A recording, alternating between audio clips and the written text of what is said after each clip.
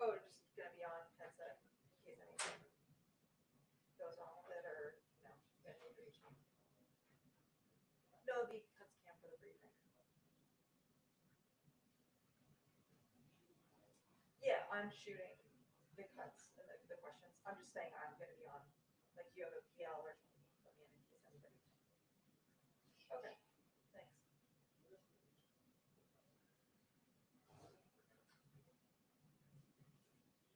Thank you.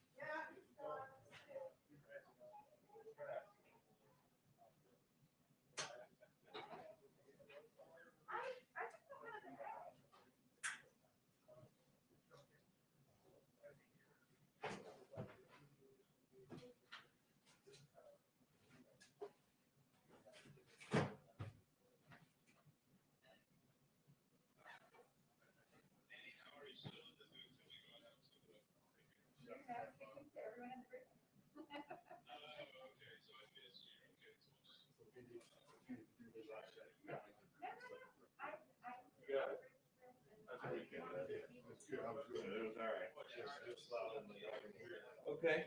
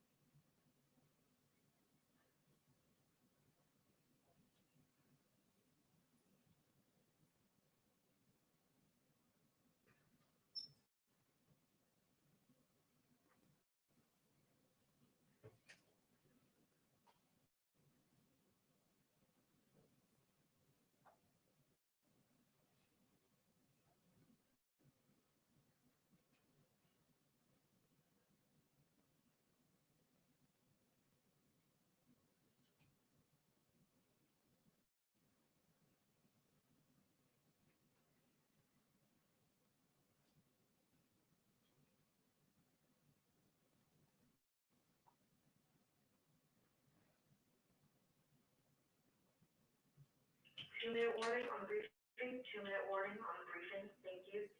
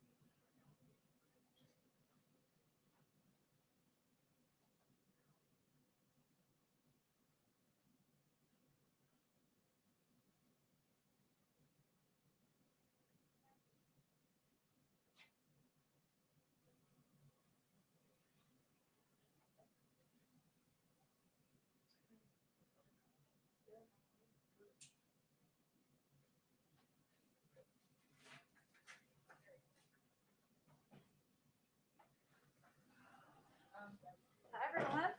Hello.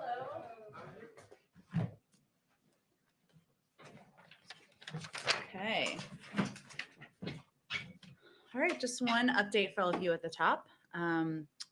President is obviously quite focused on the American Jobs Plan that he just announced last week. As you all know, he's already had 2 bipartisan congressional meetings on infrastructure in the Oval Office, and he plans to continue speaking with leaders from both sides of the aisle to get their input, either on the phone this week or when they return. He looks forward to welcoming members to the Oval Office again. And this work is being supported, of course, by the Jobs Cabinet. Many of you may have seen members of the Jobs Cabinet out over the weekend speaking on your airwaves directly to the American people. And the Jobs Cabinet members have also been active and engaging with members of Congress on both sides of the aisle, and they will continue to play that role over the course of the coming weeks and months. So Jobs Cabinet members to date have made 56 calls to the 28 Democrats and 28 Republicans who are the chairs and ranking members on relevant committees. We've held briefings with the entire House and Senate invited. The House briefing had 124 representatives on, including 31 Republicans. Senior White House officials have briefed bipartisan working groups in both chambers, including the group of 20 senators and the Problem Solvers Caucus. And as I noted, the President looks forward to welcoming members when they return next week. With that, Alex, go ahead.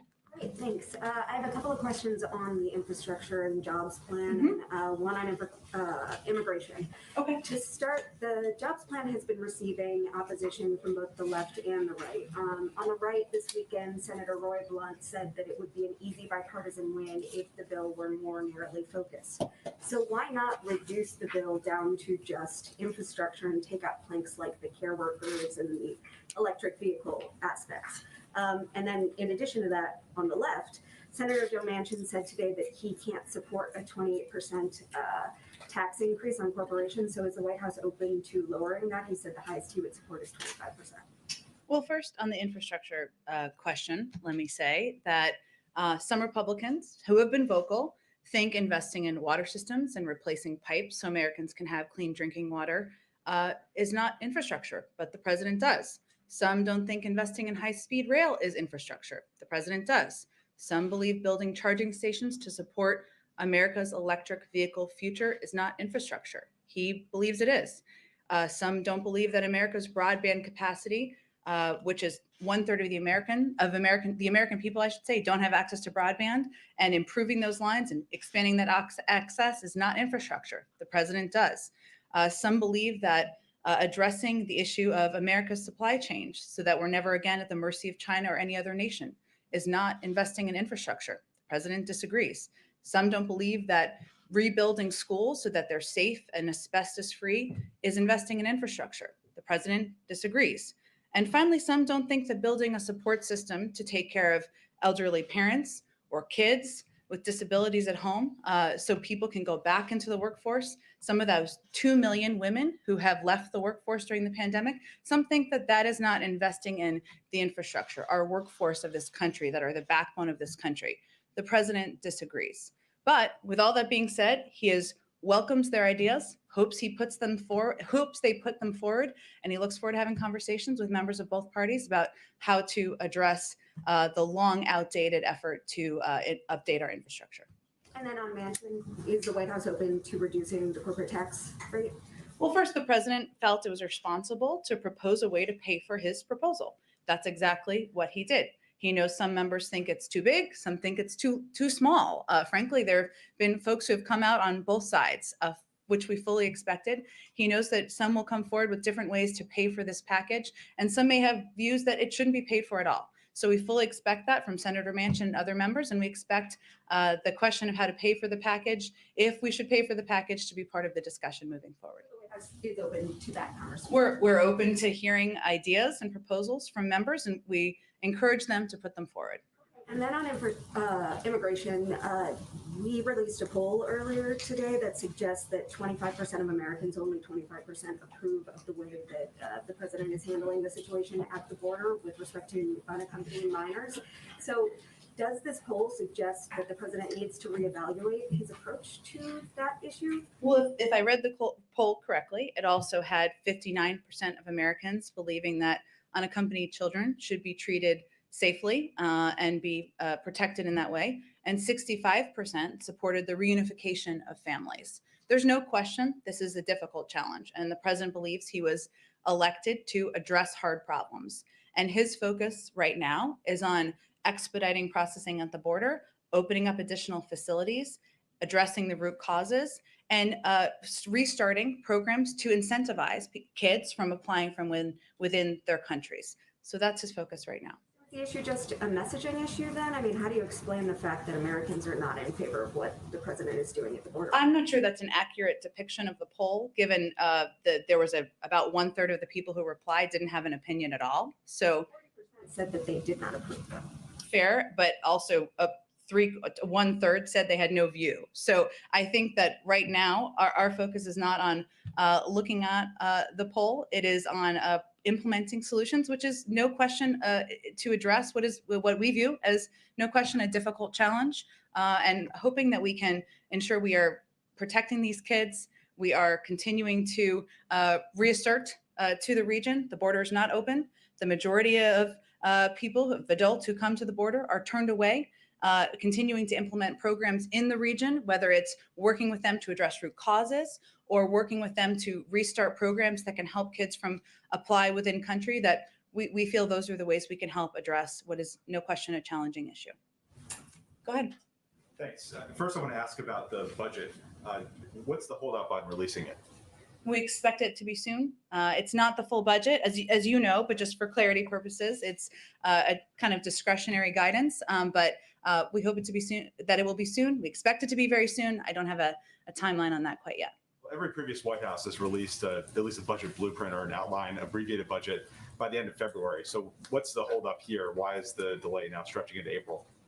Well, there's no question, as we talked about during the transition, that we dealt with some impactful intransigence from the outgoing political appointees. We had some cooperation from the career staff, but we didn't have all of the information that we needed. As you all know, we also don't have a budget director. We have not had a budget director confirmed. We have now an acting budget director, which is an important step forward. But again, we expect it to be soon. And as soon as we have a timeline, we will make sure you all know. I wanted to ask you a question about Major League Baseball. The league decided to move its All-Star game out of Atlanta. That's something that the president said he supported before. Does he then agree with their decision to move that game out of Atlanta with the voting law? Well, I wish I had had this with me on Friday because I got asked a question and there's just some help, what I thought would be helpful context. And I know you probably don't have the transcript in front of you. So when the president was asked during an ESPN interview last week, he was asked the question, last week, Major League Baseball Players Association executive director said that he would look forward to discussing moving the All-Star game from Atlanta in the wake of Georgia's governor signing into law a bill passed by the Republican-led state legislature to overhaul how its state elections are run. How do you view this possibility of moving the All-Star game out of Georgia? And he said, quote, I think today's professional athletes are acting incredibly responsible. I would strongly support them doing that. So he was not dictating for what Major League Baseball should do, that they should move the All-Star game. That was their decision. They made that decision. And as he stated earlier, he certainly supports that. So he does support the decision to move the game. Well, he supports them being able to make the decision and respond to what their players' asks are, given many of them are impacted, of course, by these laws. Okay, and then just one more on vaccines. Mm-hmm. So there's a report over the weekend that Governor DeSantis in Florida had been dealing with some sort of improper dealings with the supermarket chain Publix as far as distributing the vaccine. So did those reports give the White House any pause in working with Governor DeSantis in the vaccine program? Well, first, let me say that for those who weren't following this in Florida, one of the concerns we've had as we've watched the data is that 17% of Florida's population is African American, but less than 7% of vaccinations have gone to African Americans in the state. That's one of the reasons that we opened 4 FEMA sites in Miami, Tampa, Jacksonville, and Orlando. And these sites disproportionately serve communities of color. So we've been closely watching this data and these statistics as we would in any state across the country. And we took these specific actions for that purpose. We are not going to hurt the people of Florida just because of the steps or actions of leadership. And we will continue to take actions to ensure that the vaccine is equitably distributed. Go ahead. Just to follow up on the baseball All-Star game, I know that you made the point that he did not dictate the league move the All-Star game out of Georgia, but he likes to say the words of a president matter. He said he would strongly support if players in the league wanted to do that, and they did it. So does he think that the PGA should move the Masters tournament that begins this week out of Georgia? I'm not here to call for anyone on behalf of the president or the vice president or anyone to take steps in reaction to the law in Georgia. The president was asked a direct question, and the context of the question was also around the league meeting to discuss this exact issue, and he answered the question. So then should we believe that if PGA Tour players who are arriving in Augusta this week or today to register for the tournament, if they got together and decided or talked about not participating, that is something he would strongly support? Or is there a difference? I'm sure you will ask me that question or him this question, but our focus is on doing what we can to advocate for making voting easier and more accessible around the country. And that's where our efforts are going to be from the White House. Before the president said that he would strongly support moving the All-Star game out of Georgia, did he consider the economic impact? Because the Cobb County tourism CEO is saying they're going to lose $100 million in lost business activity, 8,000 hotel rooms. Did he think about that before he said he would strongly support the move? Again, he was doing an interview. He was given the context, as I just read out to you in full detail of how the question was asked. He answered the question. Okay, on immigration, 171,000 migrants were caught at the border in March. That's up from 100,000 in February. If the trend continues, do you have a sense of how many migrants the United States can handle this month? Well, first, let me say that there have been numbers that have been reported out there. CBP has not released their final numbers. We expect that to happen later this week. And for full context, there are numbers that when they release them will be out, like you cited, some version of what you cited. But those are reflecting of people coming, and we should also be reflecting, and I hope I'm encouraging people to do this, people who are turned away. Because again, single adults, based on your own reporting and everyone's reporting, the vast majority continue to be turned away at the border. I don't have any predictions about numbers that will come. We're obviously taking steps, as I addressed in response to Alex's question, to address the root causes, put in place programs that people can utilize to apply from in country, send a clear message the border is not open and that we're turning away the majority of adults when they come to the border. There is a separate report that, speaking about the adults, there are 1,000 gotaways, mostly in Arizona, people who are seen, detected, but they're not chased because authorities are so busy processing the families. The Washington Post is reporting that some of these people are carrying drugs. Has the administration maybe reached out to Mexico to try to stop the flow of drugs or help stop the flow of drugs into American communities? That's always a part of our diplomatic conversations, certainly through the State Department and other entities within the government. I'm happy to check on that specific reporting. I had not seen that report since before I came out here. Great. Go ahead, Kelly. In clarifying today, are you trying to roll back what the president said about the All-Star game? No, I'm trying to articulate clearly to everyone what he said and what the context of his remarks were, the question that was asked, and the full scope of his answer. And I think it's been shorthanded to no one's fault because it's been repeated a bit without the full context. And Mitch McConnell says that we are witnessing a coordinated campaign by powerful and wealthy people to mislead and to use the bully pulpit about this law. Will the White House say explicitly that it is not trying to influence corporations or organizations to take action on state level decisions like this? We've conveyed it, and I'm happy to answer your question directly. We've not asked corporations to take specific actions. That's not our focus here. Our focus is on continuing to convey that it's important that voting is easier, not harder, that when there are laws in place that make it harder, we certainly express an opposition to those laws. A couple of foreign policy questions. Mm-hmm. It's now April 5th. The Afghanistan decision is due soon. Obviously, troops and their families are interested to know what the president's decision will be. What more does he need before he can make or announce this decision? Well, as the president has said before, it will be tough to meet the May 1st deadline for full withdrawal for logistical reasons. He's continuing to consult internally with his national security team and advisors, and of course also with our partners and allies. And, he's been working on these issues, foreign policy issues, national security issues for several decades now, and of course wants to take the time to make the right decision. So our expectation should be that it'll go beyond May 1st with the tough to meet portion of your answer. He set the expectation it will be tough for a full withdrawal for logistical reasons by that timeline. And that certainly has also something that we've conveyed clearly to our partners as well. But in terms of what's next, he just wants to take the time to make a decision.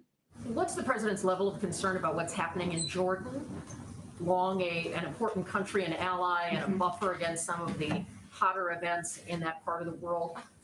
Is this something where he would have any direct interaction at this point? I would expect it would be through the State Department and wouldn't expect that. We're, of course, closely following the reports out of Jordan. We've been in touch as an administration with Jordanian officials. King Abdullah is a key partner of the United States. He has our full support. Go ahead. So on Ukraine, we talked about this on Friday, but the State Department has now asked Russia to explain these provocations. Does the president have any plans to reach out to President Putin on this? Is it elevated to that level of concern? I don't have any calls with President Putin to predict at this point in time. Last week, it was read out that that our Secretary of State had a conversation with his counterpart. Also, the Secretary of Defense had a conversation with his counterpart. We remain concerned by the recent escalations of Russian aggression and provocative actions in eastern Ukraine. That's something we're watching closely. Of course, we're aware of the Ukrainian military reports concerning Russian troop movements on Ukraine's border. But at this point, we've been in touch at the Secretary of State and Secretary of Defense level, which is pretty high, as we all know. But I don't have any calls from the president to predict for you. And just one more. And he, of course, spoke with the president of Ukraine on Friday as well. So That's right. Yeah. about this specific issue. Yeah. So on the tax front, I understand that you're, not willing to sort of close in on a specific number that you might agree with Joe mentioned. But have you done a detailed analysis of what the delta would be?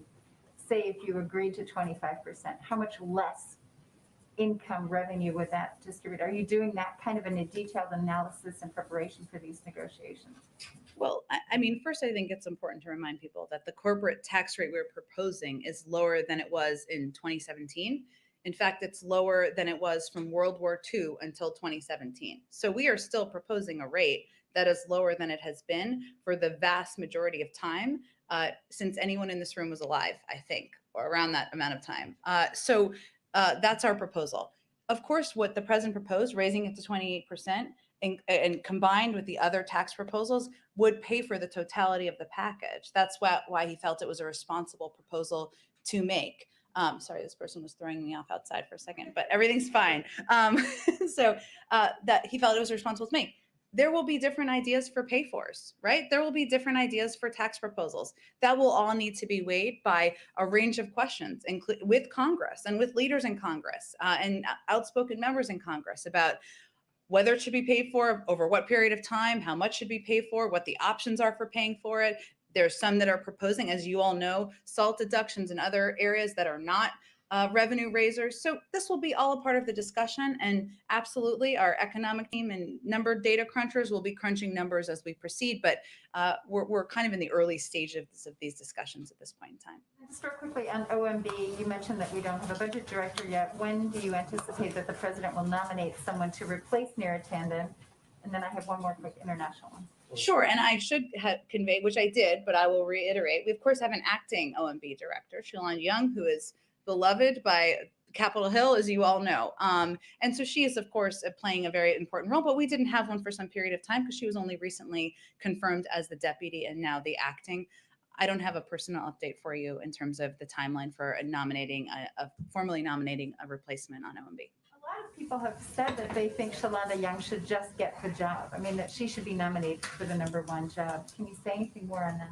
I would just say the president thinks so highly of her that he has nominated her to serve as the deputy director of OMB, which is also an enormous job. But I've been here long enough not to make predictions of where he will land on a personnel announcement. On the international front, so the Yeah. IMF and the World Bank are Yeah. meeting this week. This is a big deal internationally. One of the issues that has come up is a sort of a need to expand the debt relief initiatives to beyond countries that are just the poorest countries. That there are significant numbers of countries that are, middle income countries. Is this something that the president is willing to take on? And is this a message that he wants his officials to send during these important meetings? Well, there's no question that the COVID-19 pandemic has deepened global economic inequality. And as has already been announced by the Treasury Department, we are working, the US, the United States, is working with IMF management and other members toward a $650 billion general allocation to IMF member countries. It's part of a package of broader international efforts to support the global recovery. Also includes robust support for the IMF, multilateral development banks, debt relief in some cases, all alongside countries taking necessary reform steps. So we're working closely with the IMF and other member countries, given we are all working through the impact of a global pandemic. You don't want to say anything about expanding the universe of countries that are going to get help? Because right now it's limited to just the poor countries. Yeah, Poorest countries. I would point you to the Treasury Department for more specifics beyond that. Go ahead, Ann. So one thing quickly, and then I have something else. Is there any update on when you or the president will release his latest medical records, or any update on his plans to visit his medical provider? I don't have an update. I'm happy to check with our team and see if there's one we can provide you all soon, in short order. Anything more precise than soon? I'll have to check with the team and before I give you a specific timeline of when we'll have that available. And then back on the MLB question, given that, as you say, the president supports the ability to make this decision, does he also support other organizations or businesses making similar moves, which I guess would broadly be called boycotting other events, in other states, should they pass similar laws? I'm thinking here of Arizona and others that may be considering similar voting restriction laws.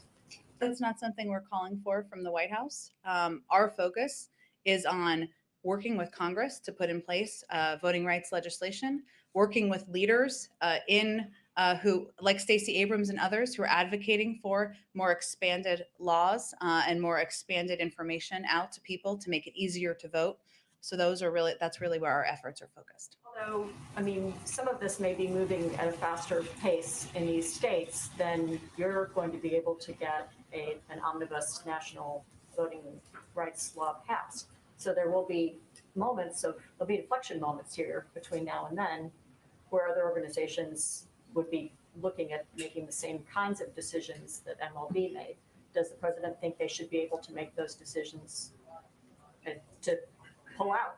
Well, I mean, broadly speaking, of course, the president and we all believe private sector entities are going to make decisions, and that's their role to do so. What I'm conveying, what I can speak to, is what our focus is on and what our role is here from the White House, and what his energies will be directed toward, which is voting rights legislation, continuing to voice and advocate for the need to make it easier and not harder to vote. That's where he will be spending his time and effort, and as will we in the White House. And then lastly, on Iran, with the indirect talks beginning tomorrow, I mean, here it is the first week of April. This is a foreign policy priority of the president's throughout the campaign, really one of the very few specific things he said he wanted to do. Is he disappointed that it has taken this long to get to what isn't even a face-to-face negotiation? And does he think that there's still time to pull a deal together before Iranian elections in June? Well, he knows from living through it, as do you from covering it for many years, that diplomacy can take time, and sometimes it is not at the pace that everyone would prefer. And we certainly have experience, as does he, from having been in the Obama-Biden administration, of the time it took to work through a diplomatic process. I don't have a prediction to make in terms of how long it will take. You're right that, of course, what is happening in the coming days is really focused on indirect talks that are happening through the Europeans. That is still, in our view, a step forward toward diplomacy, and that remains our first objective. And does his position remain that the U.S. will not drop any sanctions until Iran returns to full compliance? Well, his position hasn't changed on how he's approaching, or we should approach, the negotiations. And we certainly expect that the primary issues that will be discussed over the course of the coming days are the nuclear steps that Iran would need to take in order to return to compliance with the terms of the JCPOA, and the sanctions relief steps that the United States would need to take in order to return to compliance as well. But we're just at the beginning of the talks, and we don't anticipate presently that there will be direct talks between the United States and Iran through this process, though we remain certainly open to that prospect. Go ahead. Thanks, I'll come back to you, Caitlin. I'm sorry. Go ahead. You mentioned last week on infrastructure that you'd like to see progress on the bill by Memorial Day. I'm wondering if you could just define progress. What do you want to see happen by Memorial Day? I don't think I'm going to define progress more than, we hope members will be proposing ideas. We hope that there will be constructive discussions. We hope that there'll be committees meeting, but we'll leave it to Hill leadership to define what progress looks like. And just back on Senator Blunt's proposal about a smaller package, is it out of the question for the White House to split up the infrastructure package, or is that something the president would be willing to do? Well, we certainly expected, and it has played out, that some will believe that the package we proposed is too small. Some will believe it's too big. And we're happy to have discussions with members who have both points of view. But at the end of the day, the package that the president proposed makes a historic investment in our nation's infrastructure, rebuilds our economy, helps create 19 million jobs. And, we're hopeful that others will come forward with ideas that are as bold and innovative and will help do the same type of work for American workers in our economy. And then also just one more on the American Families Plan. Mm-hmm. I think you said that you expected that Biden to talk about that sometime at the end of April. I just wonder if you can give a specific timeline on that. And would the strategy there be to try to pass that at the same time as infrastructure, or would you wait until after an infrastructure package gets across the finish line. I'm not gonna be able to outline the legislative strategy for a package we haven't proposed yet, but I said at the time in the coming weeks, but I don't have anything more specific than that at this point in time. Go ahead, Caitlin. Just to follow on Jordan, the budget, are we not going to get it until there's a budget director in place? No, I didn't mean to convey that message. He was asking what the impact, what the delay was caused by. And largely it was caused by intransigence in part during the transition, but also we didn't have a confirmed budget director for a period of time. So that is a factor too. So that was answering that part of his question. So we'll get the budget before there's actually a budget director. Well, there'll be a couple different components, and these terms are so Washington, but here we are. So there's the discretionary guidance, which would be the first piece of this, which would be short, not a very long document, a skinny budget, and a longer budget. So there's usually a couple different components that would come out. Okay, and back on infrastructure, the White House is saying that they are open to alternative proposals from other lawmakers, Democrats and Republicans, but Roy Blunt has put one forward. It's $600 billion. It's more traditional definition of infrastructure. So is the White House open to anything that he has laid out in this proposal, or that he says he's pitched directly to the White House? Well, I think what I was conveying is that it's time for people to be bolder and more forward-looking about what infrastructure looks like. Infrastructure is not just the roads we get a horse and buggy across. Infrastructure is about broadband. It's about replacing lead pipes so people have water. It's about rebuilding our schools. And so, of course, we're happy to hear proposals, but I think the definition of infrastructure we have a disagreement about. So what is the White House's definition of infrastructure exactly?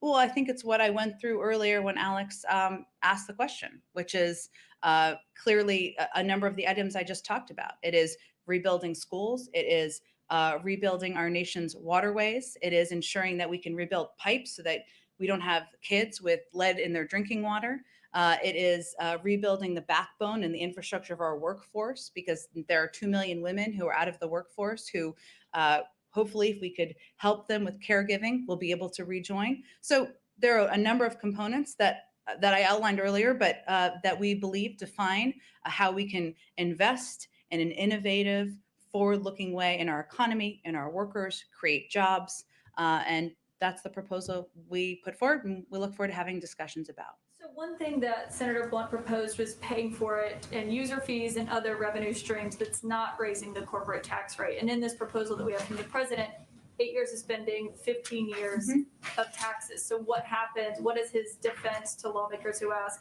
what happens when he's not president and the Congress is different, and if they repealed those tax changes? Well, then I hope you'd be asking whoever's standing right here, who might be a Republican, if they rolled them back, that exact question at the time. But our view is that the corporate tax rate, which again is what we were proposing, it be at a rate that is still lower than it was in 2017 and lower than it was from between World War II and 2017. Our view is that corporations can pay more, not that it should be on the backs of consumers and the American people through user fees, which is exactly what it would be. My last question is on what happened with Johnson & Johnson, that is this vaccine being produced at the Emergent plant in Baltimore, not too far away. Of course, we saw what happened, last week and over the weekend, where there was a mix-up in what would have amounted to 15 million one-shot doses, which is a lot for what we're trying to do.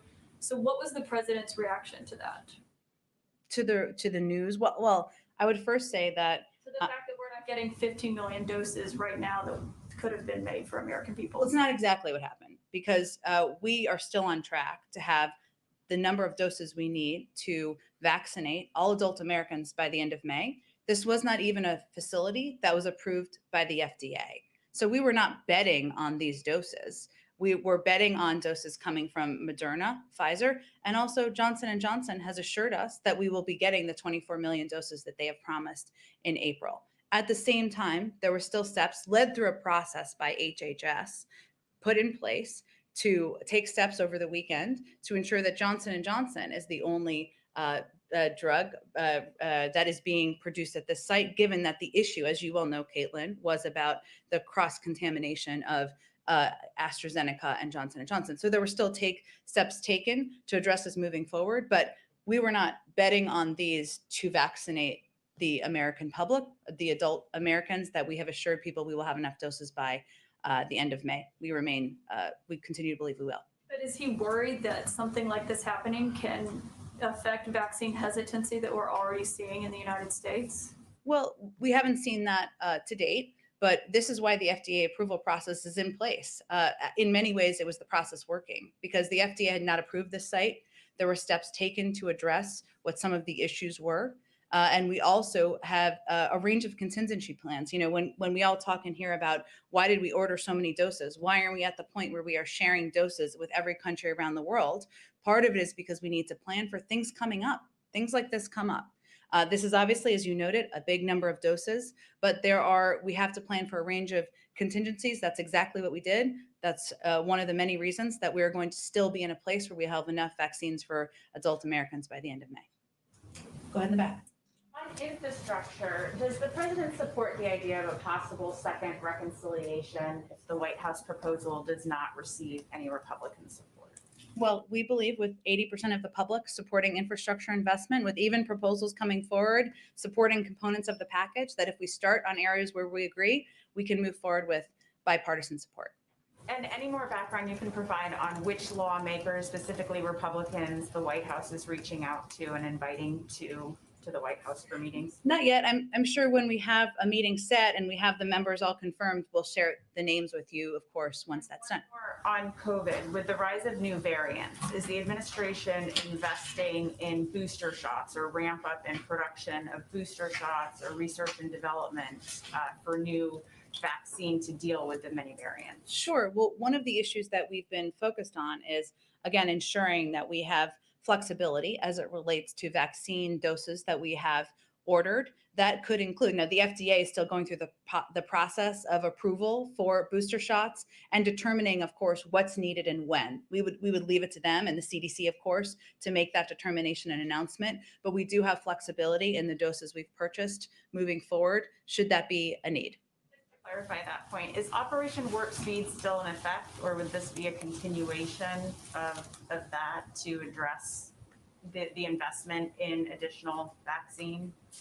Well, companies are producing booster shots and options. They're being reviewed by the FDA. So I'm not sure. That's just a process that's ongoing with companies and HHS. Go ahead. Oh, sorry. Let me just get around to everybody and they'll come back. Go ahead. Yeah, Chief of Staff Ron Klain said last week that President Biden has asked the U.S. Department of Education to prepare a memo on the president's legal authority to cancel student debt. What exactly has the White House asked for here? And in the past, President Biden has said he would be prepared to write off $10,000 in debt, but not $50,000 like some liberals and Democrats have asked for. Is Biden rethinking his position, and is he reconsidering his position on the idea of canceling debt of students who attended more expensive private schools? Well, first, he continues to look forward to, he'd welcome a bill passed by Congress, I should say, to cancel $10,000 in student debt. And he'd be happily sign that.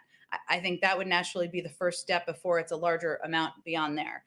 What Ron Klain was referring to is the fact that there's an ongoing review. It's both a policy review and a legal review. So Department of Education and Department of Justice to look at what the options are and what authority could be recommended to the president. So that was the process he was referring to. If he's asking what options are available, does that mean whether he could do it to $50,000? And does that mean that it's therefore open as a possibility for the White House? Yeah, it's his position hasn't changed. There's a review to take a look at what is possible with executive authority. But he has indicated he doesn't think that's a good proposal. During the town hall back in February, he very much was outspoken against the $50,000 threshold. So where does he stand on that at this point? And again, after that point in time, Ron Klain and others have spoken with a range of leaders in Congress, and we've said many times from this podium that there is an ongoing review of what the options are that are possible under executive authority. There's also a policy review, as would be expected at the same time. We haven't ruled out options, but that review is ongoing and there isn't a conclusion of it. Let me just go ahead. Thanks. I have an infrastructure and a baseball question. Oh, okay. So last week, the White House put out a fact sheet about the infrastructure plan that cited the Texas power outage excuse me, as evidence of the urgent need to modernize the nation's electric grid, which kind of leaves the implication that Texas will get funding to upgrade its grid, but I haven't seen that specifically. So can you offer assurance that there actually would be money in this for Texas to modernize, upgrade, weatherize its grid? Well, this is, believe it or not, or you will believe it, of course, a very common question from a lot of reporters and media outlets across the country. We will have some state fact sheets, I expect soon, that kind of break down some of the specifics. There are pieces like broadband access and other things, but there'll be a competitive bidding process once the bill is signed into law, and we'll probably won't have more to say that specifically until then. Actually, that's I think that's a really vague part of the plan. What do you mean by a competitive bidding process? Is this like, how do the top bridges or power grids get chosen? I mean, is it a formula? Do you envision a formula based on state population, or is a federal department deciding which is a more critical project than another? We're not quite there yet. We just proposed this a couple of days ago.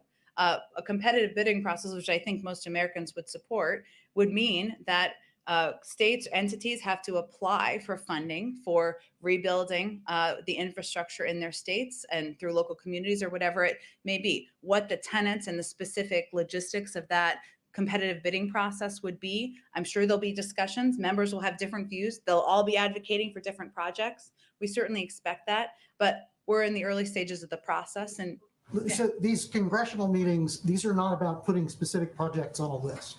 No. Okay. My baseball question is, today's home opener for the Texas Rangers is the first major league sports event since the pandemic started that allows a full house. The president called that a mistake last week. Has he spoken to other team owners to try to deter them and get them to hold off from having full house events? I don't have any calls from the president to baseball team owners to read out. I would say that the president continues to reiterate the need to follow public health guidelines. There are restrictions, as you all know, recommended, including on masking, social distancing, which of course applies to having a full stadium, and the importance of being vigilant even while we're at war with this virus. We have seen spikes in certain parts of the country, certain regions in the country. That's something we're closely watching, and just a reminder of how important it is to be vigilant. Very last question. Are any federal assets going to be used to track whether this event actually does lead to a spike? I would send that question to the CDC. Go ahead. Thank you very much, Jen. I have a question about immigration.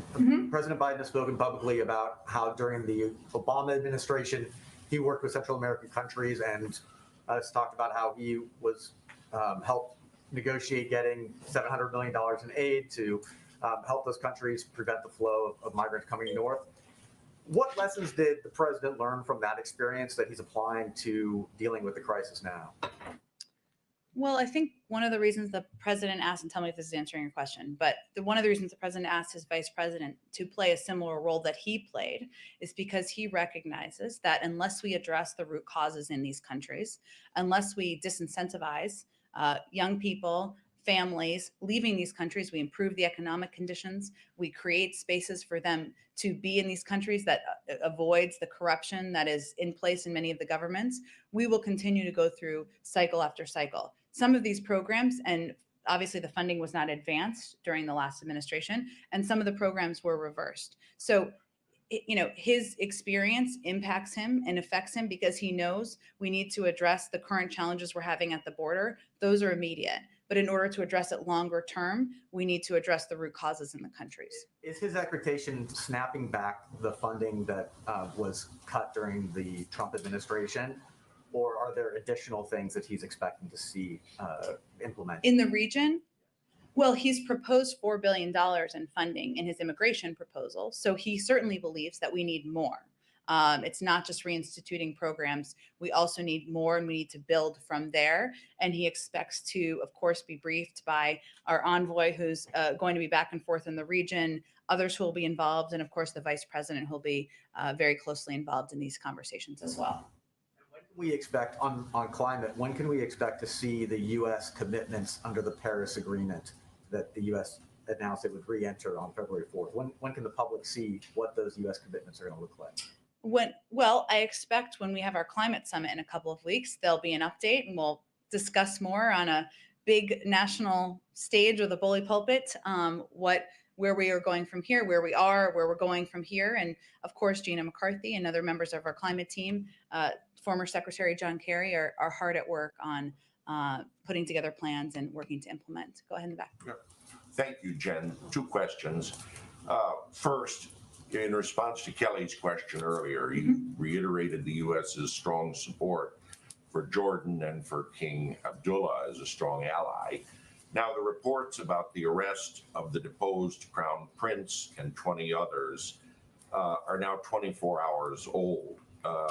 Has the president made any calls to the king and Amman reiterating that support? I don't have any calls to read out. What I tried to convey to Kelly was that those calls or those engagements would likely happen out of the State Department at this point in time. All right. The other thing on the infrastructure package, there is a private memo that's being circulated in the business community and to some Republican senators that said that the $2.25 trillion price tag is $1 trillion off, and that there's many things in there that were omitted in the initial discussion of the bill, notably the $300 billion energy tax credit, the $100 billion for the Green Bank, and that these things would add $1 trillion to it. This is being circulated on the Hill. Do you have any response to the charge that the president lowballed the price tag on the infrastructure bill? Sounds mysterious, the memo, the secret memo. Are you saying, just so I understand your question, are you saying there are things the president didn't put in his proposal people think he's going to add to his proposal? No, there's things there that somebody went through it or is claiming to have gone through it and added it up and came up with $1 trillion more than the president listed as the price tag. So it is actually $3.25 trillion as opposed to. We laid out very specifically each component of the package and how much we're proposing. So I would encourage you all to get your calculators out and charge that up and see how it compares to the secret memo. Oh wait, go ahead in the back and then we can come back around to the front. Go ahead. Thank you, Jen. The CDC updated the COVID-related travel guidance last Friday. Yep. Is the administration considering losing some international travel restrictions? I don't have anything to predict on that front. Obviously, that would be done by our health and medical experts, and we would refer to them for any timeline on the guidelines. Will you accept other vaccines that are approved by other countries that's not approved by FDA yet? Will we accept them here in the United States? Yeah, as like qualified vaccines. I may not be totally understanding your question. We have ordered supply from the 3 vaccines that have been approved by the FDA. That's what we're focused on distributing to the American public. So I would anticipate we continue to focus on the vaccines that are FDA approved. Go ahead, you've been very patient. Thanks. I just have a question that's a follow-up to Caitlin's question on Emergent. Sure. And that's about what does it mean now that J&J is sort of taking over that facility wholesale? What does that mean for the AstraZeneca vaccine? And will it affect their ability to manufacture here in the United States, or that production domestically now shrink? Well, first, we're working with AstraZeneca to immediately identify other facilities to continue their domestic manufacture of AstraZeneca drug substance, and several options are under consideration. As you know, it hasn't been approved, AstraZeneca, through the FDA yet. Johnson & Johnson has, hence the importance of Johnson & Johnson production continuing to be expedited. Thanks. Sure. Go ahead. So a small question, just trying to make certain I understand where you are with taxation on the individual level. On Friday, in the president's remarks in the state dining room, he said it won't raise a penny tax on a family making less than $400,000 a year. Last week, there were some questions about this. You also included individuals. So is it families, joint filers, individuals? Is that threshold determined? It is, he will not raise taxes on any individual or family making more than $400,000 a year. We expect there'll be more specifics on what he's proposing, some of the things that he's talked about on the campaign trail as it relates to individuals as we get closer to the rollout of the families plan.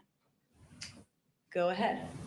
Is that me? That's you. Go Got it. ahead. Thank you. And then- A quick one. So in California, as the school districts decide how to reopen, the United Teachers of Los Angeles Union, their members are asking for free childcare for their own kids, for the teachers' kids to go back. Does the White House think that that is something that they should get? I would point you to the state of California and the local school districts to have those discussions. And then just one more quick one on Georgia to put a bow on it.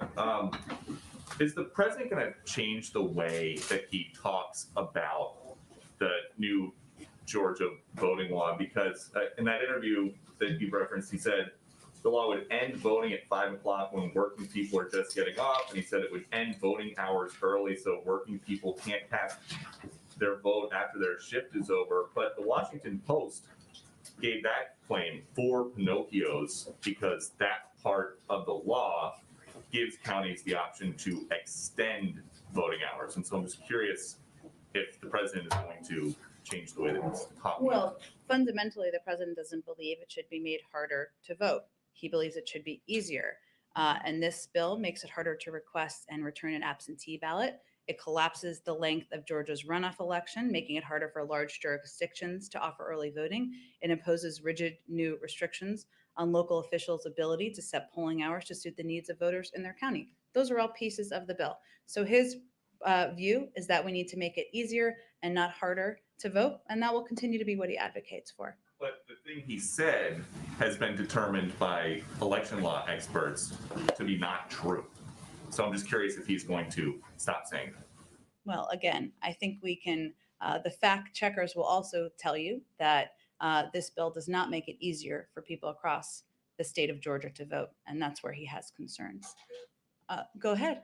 Yeah. Semiconductors, you've got this April 12th meeting coming up with senior officials, but also from industry. Can you give us a list of companies that will be participating in that? And then there was a report out on Japanese media saying that the president and the Japanese prime minister were working toward an agreement on supply chain, shoring up the supply chain for semiconductors. Can you say anything more about whether there is some kind of agreement in the works and what you're expecting to come out of both of those meetings? Well, first, I expect when we get closer to the meeting, we will have, and we have a confirmed list of participants. We will share the list of companies and participants with you, but probably not until we get much closer to that actual meeting. As it relates to Japan, as we've made clear, the U.S.-Japan alliance is a cornerstone of peace, security, and prosperity in the region. And that is one of the reasons why we're working to deepen our close coordination across a variety of areas, including supply chains, as Secretary of State Blinken discussed with his counterpart last month. But in terms of specifics of those discussions and what's possible in the future, I just don't have anything to preview for you at this point in time. Sorry, can I just do one quick follow to Peter? Yeah. But the president does acknowledge that the new law doesn't change election day voting hours, right? Well, look, Caitlin, it also doesn't expand them for early voting and makes early voting shorter. So there are a lot of components of the legislation he is concerned about, and that's what he was expressing. Right, but he does acknowledge that because his comments have been confusing about closing it at 5 p.m. That's correct. So he does acknowledge that it doesn't change. I think what's important is to report on all the components that make it more difficult to vote in the package in the legislation. All right. So we have a special guest.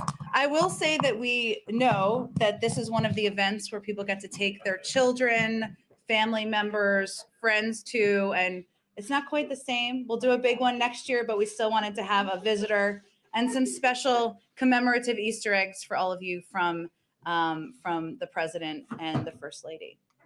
Just the bunny taking questions. Not today, but we'll invite the bunny back for a future briefing, as always. But the bunny's wearing a mask where we use every opportunity. Is this the same bunny suit that Sean Spicer wore?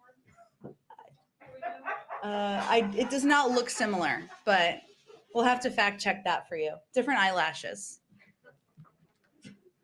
Are we giving those out? Yes, we're gonna save them with Chris. All right. Chris is going to be the bunny's helper. He will be delivering eggs and make sure each of you get one and some chocolates to take home to your loved ones. Thank you, everyone.